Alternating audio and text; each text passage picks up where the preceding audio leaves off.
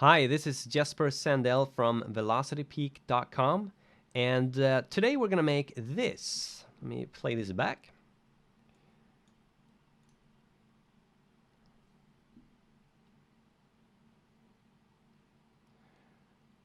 So we're going to make this transition, this particle transition on the phone display, and we're going to use Cinema 4D and X particles to do this.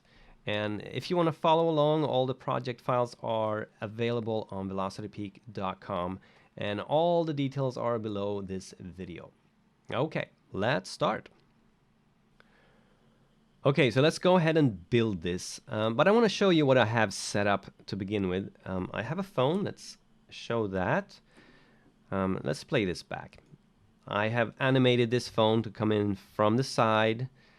It spins a little bit, and then it's gonna go out the other side. And I also have an animation on the camera itself. So we're gonna add the particles to the front screen here. But we don't need to see the phone for now. This is just a quick mock-up phone that I modeled. Feel free to use it in your projects if you want, but it's by no means, it's not gonna win any awards, if you know what I mean. Okay. Let's hide this, and I'm gonna get out of this camera. So we're gonna build the texture first. So we're gonna use a texture, and then based on that texture, we're gonna emit particles from. So let me show you what the texture looks like first. Here we go. So this is the texture. So we're gonna build this texture, and then this texture is gonna transition into this texture, this clown texture. So let's see how we can build this in Cinema 4D. The first thing I'm gonna do is add a plane. And I wanna look at this head on, so I'm gonna hit F2 for the top view. And it's always a good idea when you build textures or materials to work in a square, so you can tile it. You don't necessarily always have to do it, but it's usually a good idea to do. And then let's add a material to this. I'm going to double click in this materials manager, and let's call this one noise. That's not how you spell it. Noise, just noise base. And let's put that on the plane. And let's pull the plane down into the scene where it belongs. And let's go into this material. Let me bring this over. And we're going to build this with lots of different noises. We don't need reflectance. We're going to build all this in the color channel, at least to start. But as we build this, it's a good idea to up the resolution of this. If I go to the editor, we have a texture preview size set to default, and that's usually fine. But when you add detailed textures, you need to see what you're doing. So I'm going to set this to a 2K texture. And then go back to the color. And I already know that I'm going to use lots of different noises and distort effects. So we need a layer channel. So layer. And then let's go into the layer and add noise. Okay, so here's the first noise. Let's go into the noise. And this first noise, I'm going to use displaced turbulence. And I want to make sure I change the space from texture to 2D to better match up the plane. And a few steps later, we have to bake this texture. And if you have this set to 2D UV, that ensures that what you see in the viewport here is going to be the same result that you bake out. And then I want to increase the scale of this to 255. And then I'm just going to add a little bit of contrast, low clip. 2%, almost nothing, but the contrast I'm going to bring right up to between 60 and 70. 65 is a good medium, or 63 works too. Okay, so let's go back. That's the base. On top of this, I'm going to go to Effect. I'm going to add a Distort Effect. And the Distort Effect is really cool. You can distort whatever is underneath with another noise. So the noise type I'm going to choose for this one is turbulence. And I'm going to jack that up to 100%. And I like this look to begin. This looks really cool to start. Octaves 5 is fine. Timescale, you can animate this with the timescale if you want. We're not going to animate now, but you could. But the noise scale, I am going to change to 39. So that's the first bass. Now, what I want to do next is I want to combine this distort with this bass noise. I'm going to call this one Disturb, just so I know which one that is. And I'm going to add a folder.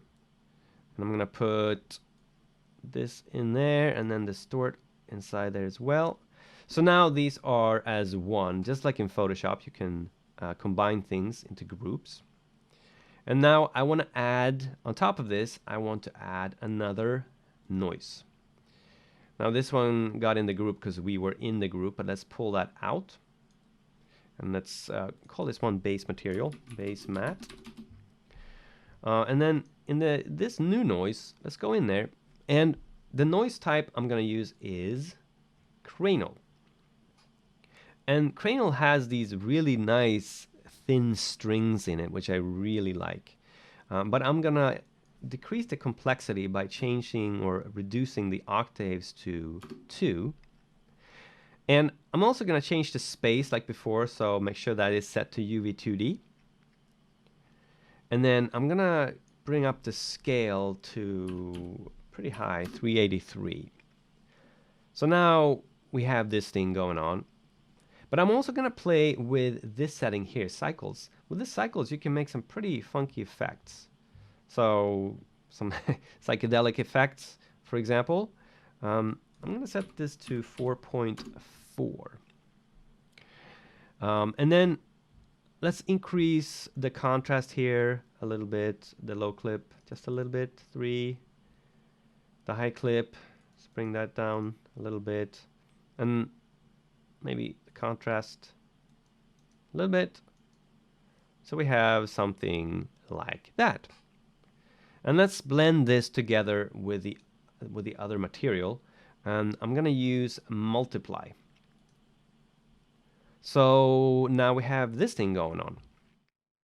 So on top of this, I'm going to add another effect. I'm going to add another distort effect. And what happened to that? It came into the folder as well. Let's bring that out. And this distort effect, I'm going to use, the noise type is going to be Poxo. Poxo is this really cool noise that has lots of little bits in it. And again, I'm going to jack up the strength to 100, which gives this really almost like a rusty base of material. And let's bring up the scale here a little bit. And by bringing it up, it actually gets smaller. But that's too much. Let's set it to 150. So that looks good. And this is the base for the material. Now I'm going to colorize this.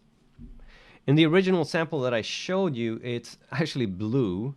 But I'm going to add effect and colorize. So in the colorize, we need to add some, either you can add them manually or we can use a preset. So I'm going to load a preset and I'm going to use this flame 1. So in the original one that I showed you, it's actually blue. But I switched that out in post. But let me see.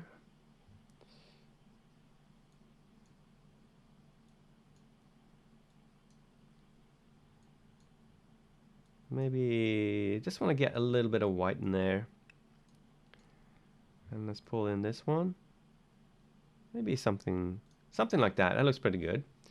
And then on top of this, let's just add effect, just a little bit of brightness, contrast, and gamma. And I'm going to increase the contrast just a little bit. Say 12.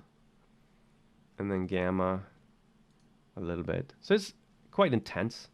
But I think it's a good look. So now I want to use this as a base for X particles. But X particles is not going to like this layer stack. It's not going to work the way you want. Plus, it's a little bit of extra processing power that's a little unnecessary. So I'm going to show you how to bake this out. And it's actually really easy. So let's go to the plane and let's add a tag. Cinema 4D tags, I'm right clicking here and I'm going to add a bake texture.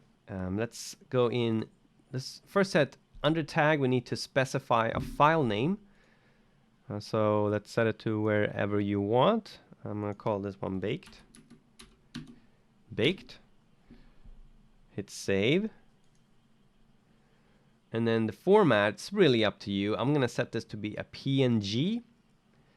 And the width and the height, I want to match what I had before. So a 2K 2048. 8 bits per channel is fine. Under options, I want to bake out the color. So now I want to make sure that what I get here when I bake it is the same size as what I see in the viewport. So let's hit bake, hope for the best, and that looks good. So to test this now, I'm going to create a new material. I'm going to call this one baked matte, and let's double click it. And let me just pull that over. And we don't need reflectance. And in the color channel, we are going to load that image, baked color, which is the one we just made. Bring that in. And I can close this. So I'm going to take this baked, and with any luck now, when I pull this, we won't see much of a difference. In fact, we did. I dropped it right on top of the other one, by the way. This is the one we had to begin with. And this is the new one. I overwrote it. So it doesn't look the same. This is what we had, and this is what we have now. But it's a simple matter of resolution. So if I go back into the baked material, and under the editor again, we still have the default set for, because we brought in a new file. But if we match that 2048, now you can see we have the exact same result. So now I can actually delete this texture. I don't need it anymore. We may have to use it a little bit later on, but for now this is actually done. Good. So that's the base for the first texture. Now I also need to build the material for the second texture, the clown. And I have that built, but I want to show you how I built it. So let me open this up here. It's right down here. Let me pull that over. So this is what I have. I have a layer stack. If I go into the layer stack, I have a few things going on. If I disable this one and this one. So this is just an image. This is an image I traced in Illustrator, and I exported it out as a PNG, and I brought it in here to Cinema 4D. I can leave transform for now. This is just moving the clown, and this is just so it matches up with the size of the phone later on. But for now, we can keep it as is without it. And then on top of that, I added a Colorize to match the colors fairly closely with the original pattern. So that's all I have. So if I now take this texture and bring this on top of the plane, so now we're overriding. Now I don't need to see any of these textures. We're just using these as bases for X particles. So what I'm going to do to hide this is in the selection tag, and to set any kind of selection that doesn't exist. So if I hit enter now, Cinema 4D doesn't understand this Y. There's no selection Y, so it just disables that material. And I'm going to do the same thing for this material. I don't need to see it, so I'm going to do Y on this one as well. And now we just get the gray plane back. So now let's start building the X particles effect. So I'm going to go into X particles, and I'm going to add an XP system. and I actually want to put that underneath the plane. It just makes sense logically, since Cinema 4D is calculating from left to right, up, down, that when we are referencing objects in our hierarchy, we want to make sure that they come before the object. So if I'm in this emitter, if I'm referencing the plane, I want to make sure that this plane actually exists before I reference it. Okay, so in the XP emitter, what are we going to do? Well, we're going to change the emitter shape from a rectangle. First of all, let's go to the perspective view so we can see a little bit what's going on. When we add the XP system, it automatically brings in an XP emitter. So if I hit play now, it's going to shoot out particles that way. But we don't want that. We want to use, we're going to start using the plane, and then we'll switch to the phone later down the road. But let's first use the plane. So in the emitter shape, instead of a rectangle, let's use an object. And the object is going to be the plane. And where do we want to emit from? Polygon center? No, we want to emit from a texture. So now that we say texture, we get all these other tabs. So let me hit texture. So I'm going to use the first texture, which is this one here, which is the baked texture. I'm going to pull that right in. And if I zoom out here a little bit and hit play, let's see what we get. Okay, so now let's hit play. I just managed to crash Cinema 4D. So let's hit play. And we have some success. It is shooting from the plane, and we have the colors from the texture, which is perfect. Now let's fix a few things. First of all, we don't want any speed. We want it to just stick to the surface. So instead of 150 for speed, let's set that right down to 0. And I don't want it to continuously emit. I just want it to emit on the first frame.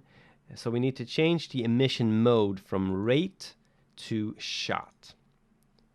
And 5,000, I think, is a pretty good shot amount. So let's just try that.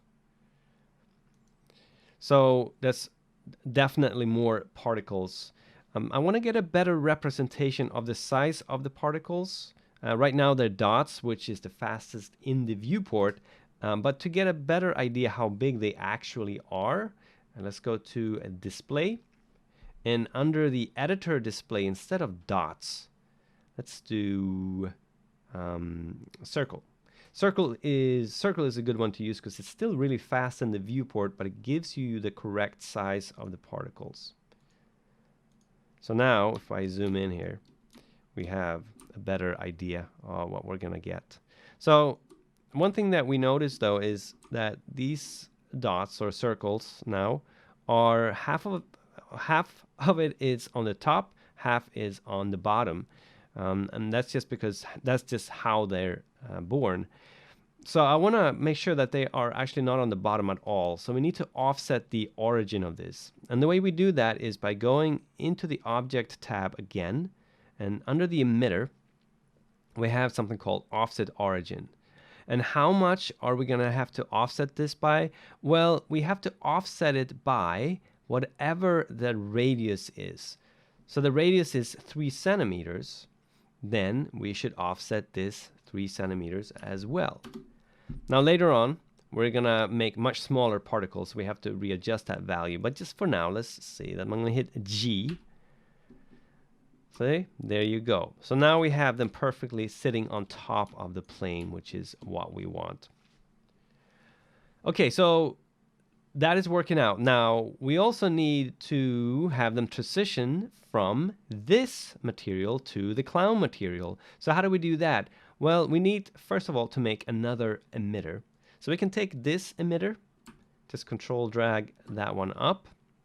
And I'm going to call this one, I'm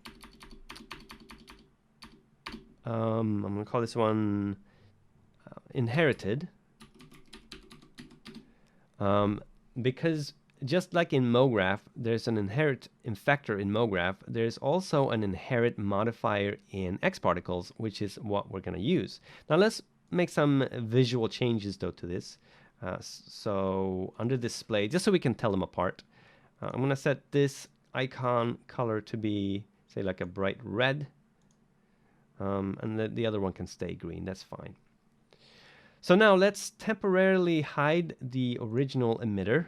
If you resim, we're going to get the exact same result, of course, because we just duplicated the emitter. But let's go into the emitter, and under object, we still want the same plane. We still want it to emit from the texture, but let's go into the texture tab and let's switch this texture. So let's bring in the clown texture.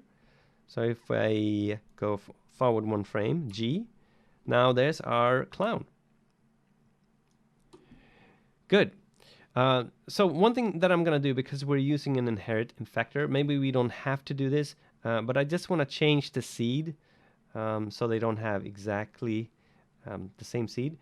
So if I go to advanced and just instead of a 4 at the end, I'm just going to change that to a 3. It may not even affect anything, but especially when you're going to when you work with something that inherits something or moves, I want to make sure that they're not in the exact same location. So next step, go to modifier.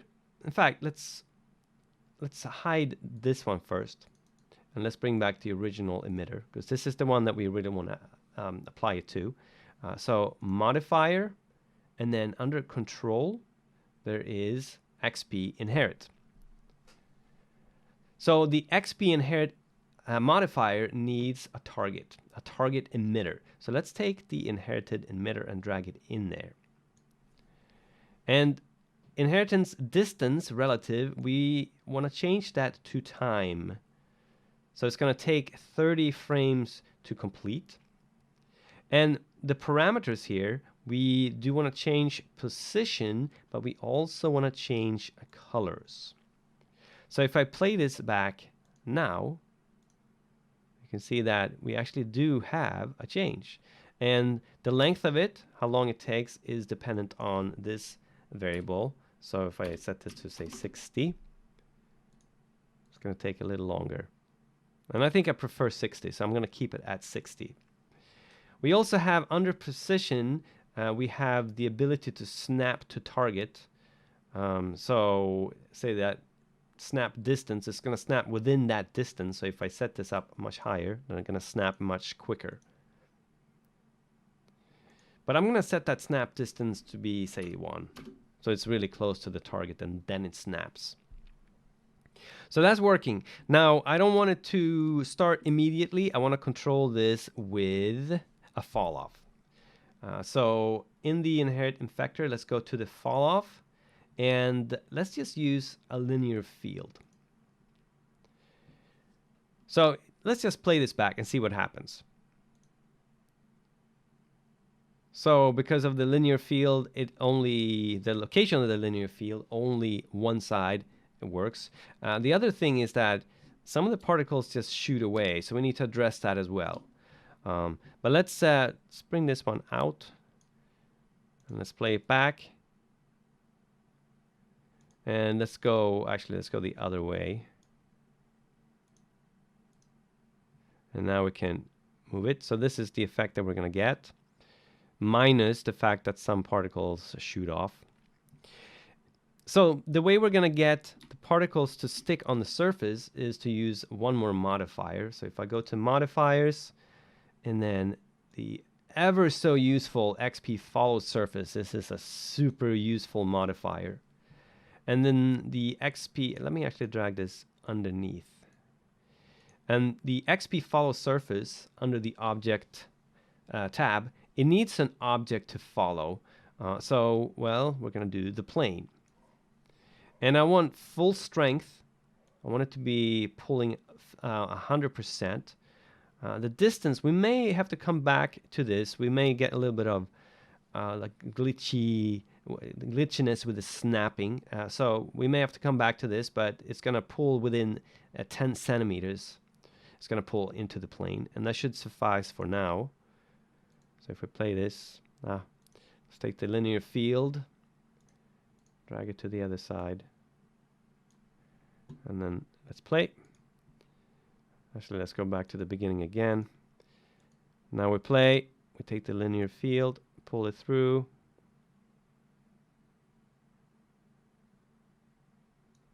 And it works, and nothing is shooting away. We do have a little bit of glitchiness here, or some stuck particles. We'll address that a little bit later. Okay, so I think it's time to move on to the phone now. And the same setup is going to apply on the phone. We just need to make a few adjustments. So first of all, let's hide the plane. Now we don't even need it. We can just turn it off and hide it as well. And let's twirl down the phone here. Let's also make it visible. And let's go to the first frame. And let me turn, or actually that was the correct one. So let's make a few let's here. First of all, where are we going to put the particles? We are going to put them here, the front surface plane. So let's go into, actually also let's bring in the materials.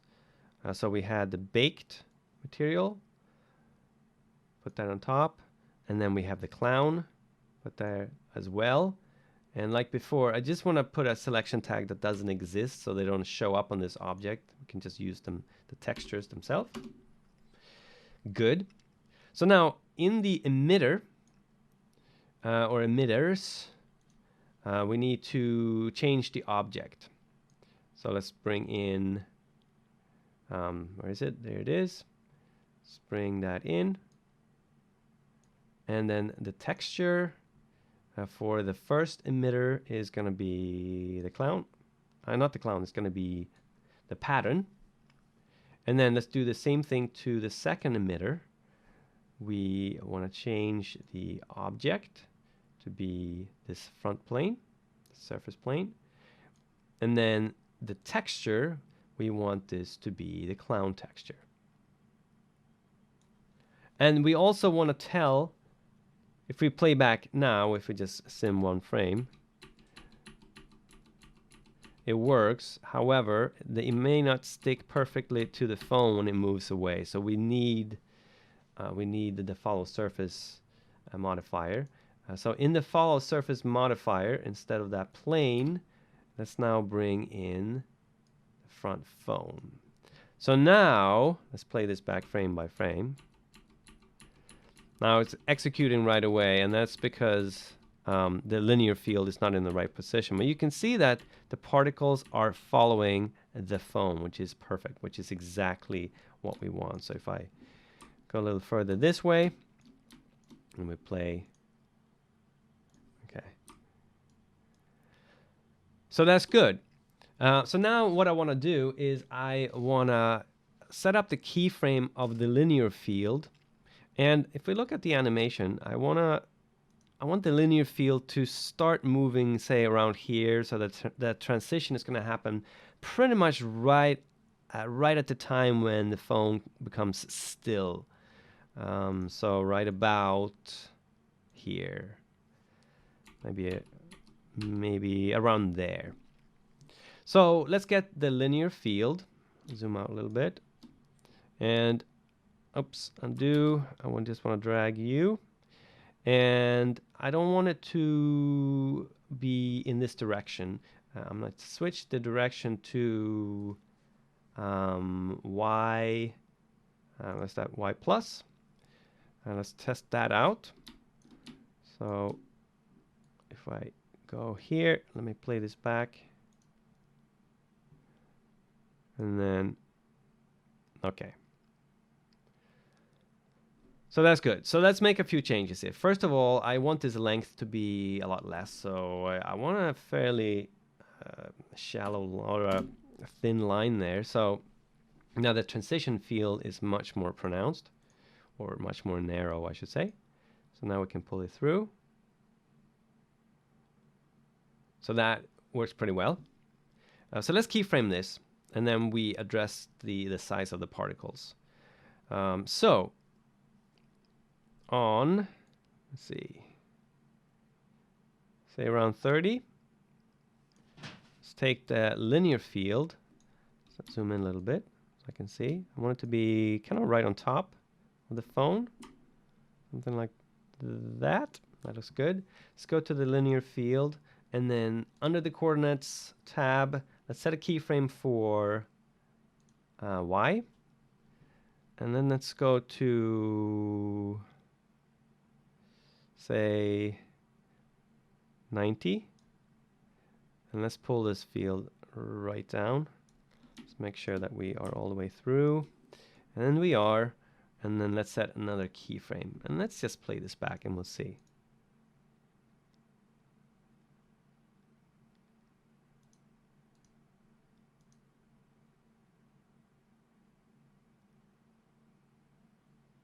So, I mean, I think that's going to work pretty well. You can always fine-tune this and tweak this as long as we want. But I think for now, I think that's pretty good. So let's change the size of these particles. They're huge. So how big do we want them? Let's go to an angle where we can actually see. I'm going to make them tiny. So I'm going to select both emitter at the same time. And for now, let's set them to be under emission, radius. Let's try 0.5 for now. And since we did that, we also need to adjust the offset. So 0.5. And we need more particles. If we play this back, it's not going to be enough particles. Actually, that's still too big. So the radius, I'm going to set it down. In the end, I used 0.1. So let's go back to this one, 0.1, the offset. And then let's play that back. Okay, so I think that's good. So that's the effect. I mean, that's the setup of the effect. And let's go to this camera that I already have set up. And let's play that back.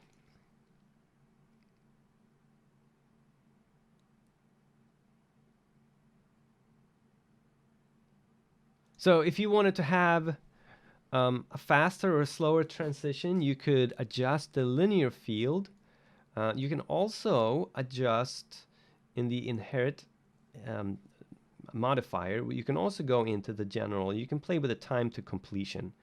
That's also going to give you a different effect. But I'm going to stick with this. I think this works pretty well.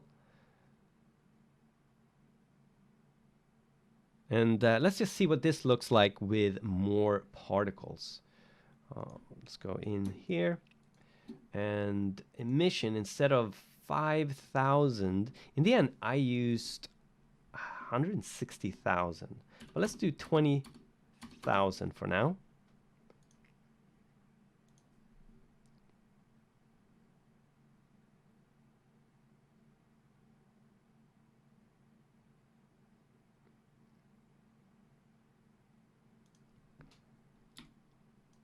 Let me get out of this camera. So I noticed one thing, and we can't see the clown. And I don't know if you remember, but when we looked at the material before, let me go into the clown material. Let me pull this over.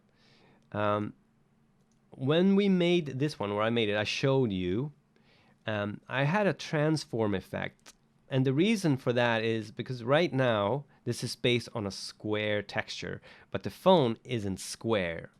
It's rectangular. So in order to combat that, I made a transform to move it to the side. So once I do that, if I play this back now, we're gonna see the actual clown.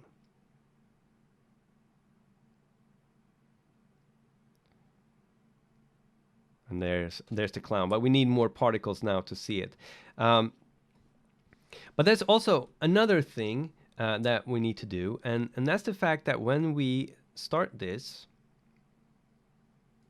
you can see that we have the texture that we made, but in the original that I showed you, it had this kind of circle. It wasn't completely covered with particles.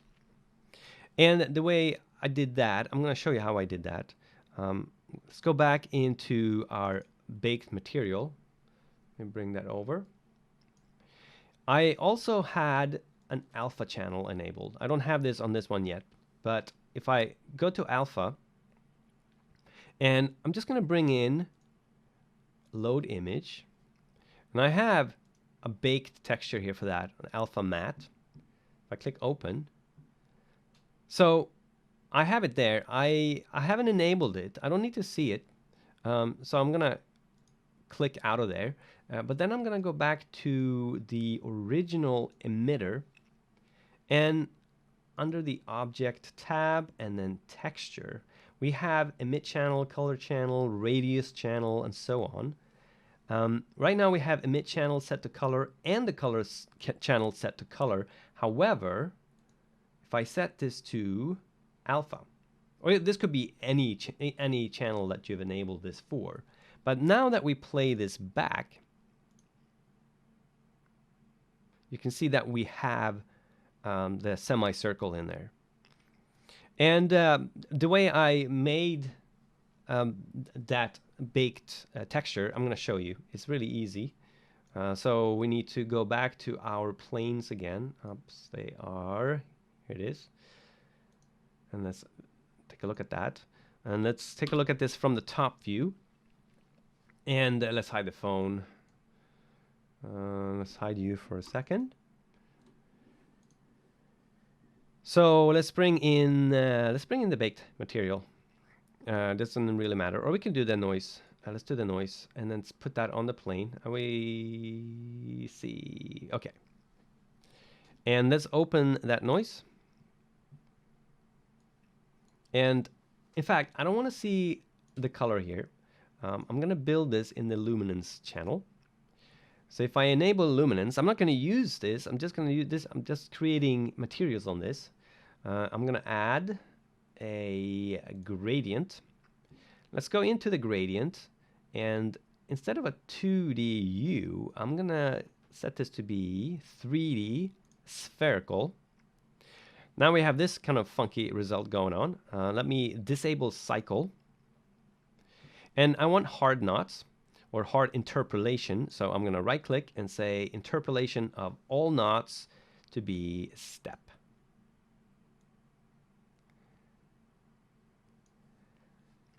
And let's bring up the radius here a little bit. And well, we can invert this gradient. I'm right clicking underneath and invert gradient. And let's pull this one out a little bit. And we can make the radius a little bigger. Something like that. And now we can adjust the position of this by using the start value here. So right now it's -100, but we can move this to wherever you want it to go. So say that we wanted it to be right there. And you can actually make some pretty interesting things with that, because you can keyframe all these things. Of course, you can keyframe that. You could enable cycle, and then you can do some weird stuff with that as well. If I pull this one in. So you can do some pretty elaborate things with that. But I'm going to keep it simple for now.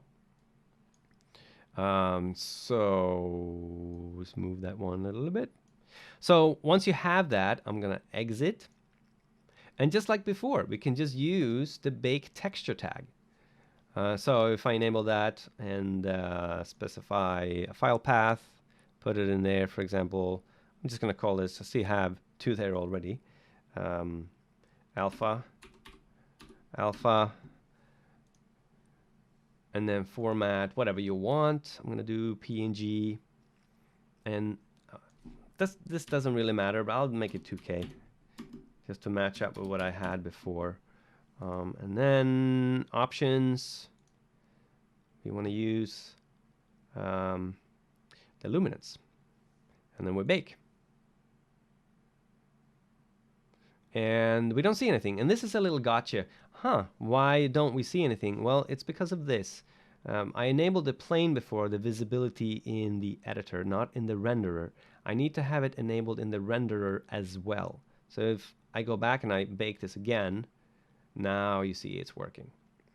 So that's how I made this alpha channel. And then I just loaded that into the alpha channel of the material. So let's go and hide this plane. Let's go back to the phone. Let's go back to the perspective view and the correct camera angle. Let's play this back.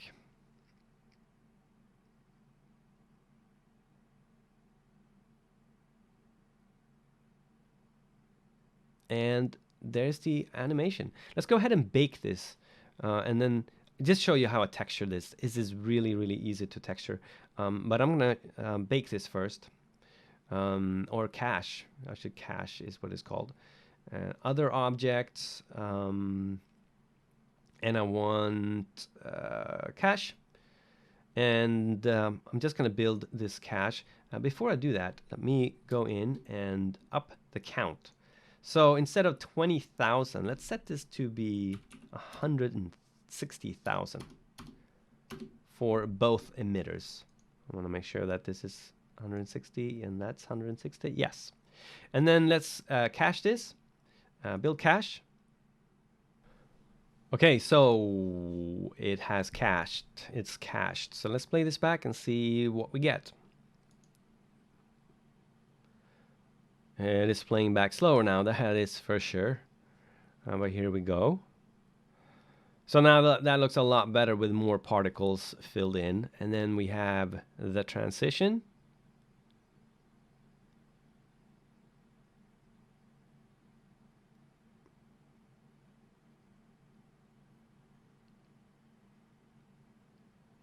And the clown is gonna appear. And there he is.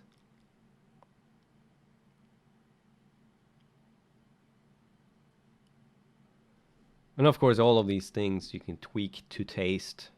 It's fairly easy to set up. It's very easy to modify the look of this. And then the phone is gonna animate out. And yeah, that's it. So let me just show you how I texture this. This is really, really simple. And let me go get a different layout.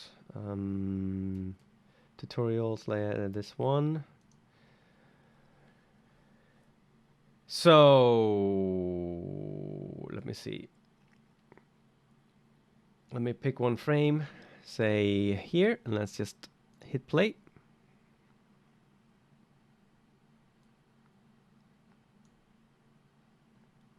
And we don't see anything, and that's because I have disabled my lights. Let me turn on them. And oops, I get a.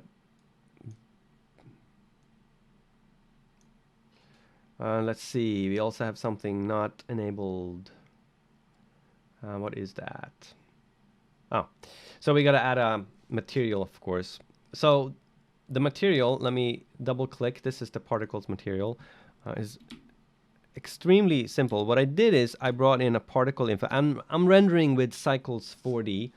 You can apply this to, you can do this with Redshift or Octane, or perhaps even the physical renderer. I use Cycles 4D because it's really great to work with X particles. So I can bring in a particle info node and it has all these outputs here. So I'm using the color and I'm just piping the color into an emission. So whatever we had in the texture, those colors are going to go straight into the emission automatically. And then I'm just using that. So it's a simple emission. So if I go ahead now and add that material to my emitter, and I'm going to add it to the second one as well. And I want to add a tag to this. I'm going to right click and say Cycles 4D and then Cycles Instance. And I can just control drag that to the other emitter. And we have the settings down here.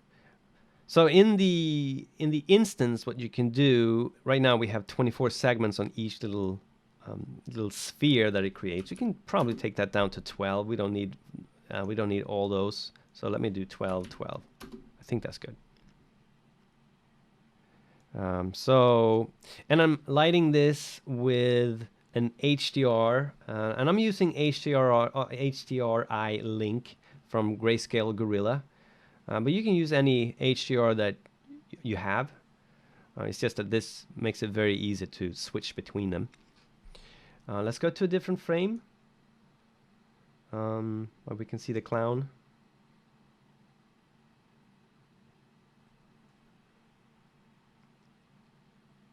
One more.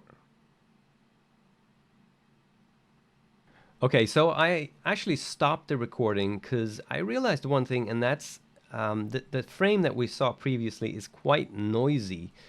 And that worked really well for the project that I wanted to do. I wanted the noisy factor in there. But if you don't want it to be so noisy, if you want to have a much cleaner result like we have on the screen now, what you can do is, if we go to our clown matte, the reason why it's noisy is that Xparticles doesn't like to use the layer shader. So because we have this in a layer shader, it doesn't quite like it, so it becomes much noisier. So if you want to have a cleaner result of your image, and then probably in most cases you want a cleaner result, then you can either prepare the image outside of Cinema 4D and just reference that and use, instead of a layer shader, you can just bring in an image. Or if you want to prepare the image in Cinema 4D, like we did, then you can just bake this out using the exact same technique that I showed you how to bake out the original noise pattern, and the same way we could bake out an alpha matte. So just bake that out and then bring the clown image in as an image rather than the layer shader. Then you will get a result like this. Now let me turn back the cache. In my case though, I wanted it to be a little bit noisy. I just brought in some more mystery, I suppose, so it worked a little bit better for this project. Let me see, let me refresh this one.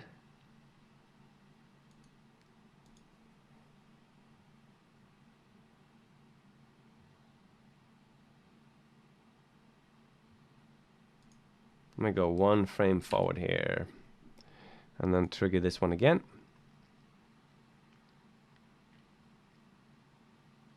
Oh, here we go. So this is the noisy result, and it's a lot noisier, but it just worked better for my project. So if you want a cleaner image, then just use an image. Don't use a layer shader.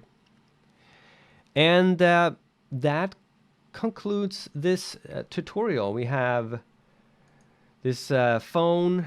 This doesn't work now. We have to play it back. So let's go from here.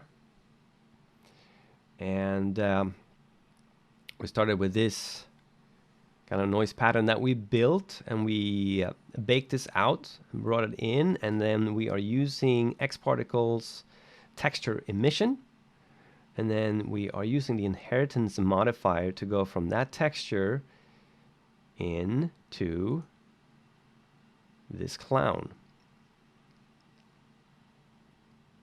So that's the end of this tutorial. I hope you find some uses for it, and all the project files, including the phone, are available on velocitypeak.com under resources. So thank you for sticking around, and I'll see you next time.